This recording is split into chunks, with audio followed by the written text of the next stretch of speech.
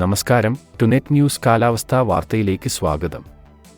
കഴിഞ്ഞ ദിവസം ശ്രീലങ്കയ്ക്ക് സമീപം രൂപപ്പെട്ട ചക്രവാതച്ചുഴി ഇന്ന് അറബിക്കടലിൽ എത്തുന്നതിനാൽ കേരളത്തിൽ എല്ലാ ജില്ലയിലും ഈ സിസ്റ്റത്തിന്റെ സ്വാധീനം പ്രതീക്ഷിക്കാമെന്ന് സ്വകാര്യ കാലാവസ്ഥാ നിരീക്ഷണ വിഭാഗമായ മെറ്റ്ബീറ്റ് വെതർ.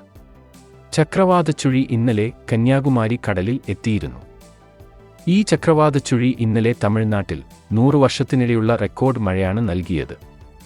ഇന്നും കന്യാകുമാരി, നാഗർകോവിൽ, തിരുവനന്തപുരം, പത്തനംതിട്ട ജില്ലകളിൽ ശക്തമായ മഴയ്ക്ക് സാധ്യതയുണ്ട്. തിരുവനന്തപുരത്തുനിന്ന് ഏകദേശം 89 കിലോമീറ്റർ അകലെയാണ് ചക്രവാതച്ചുഴി സ്ഥിതി ചെയ്യുന്നതെന്ന് രാവിലത്തെ ഉപഗ്രഹ ചിത്രത്തിൽ നിന്ന് മനസ്സിലാകുന്നുവെന്ന് മെറ്റ്ബീറ്റ് വെതർ അറിയിക്കുന്നു.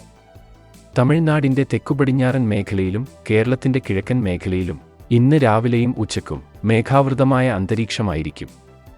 മധുര, ദിണ്ടുക്കൽ, ധാരാപുരം, തിരുനെൽവേലി, കന്യാകുമാരി, ഈറോഡ്, കോയമ്പത്തൂർ ജില്ലകളിൽ ഇന്ന് മഴയുണ്ടാകും.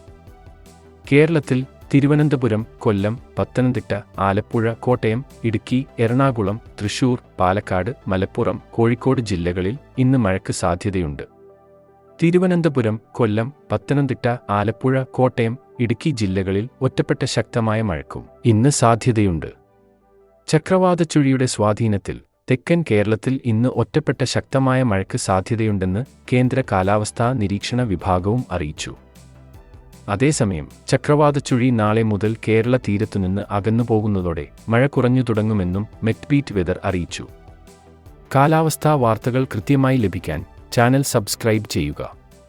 നന്ദി.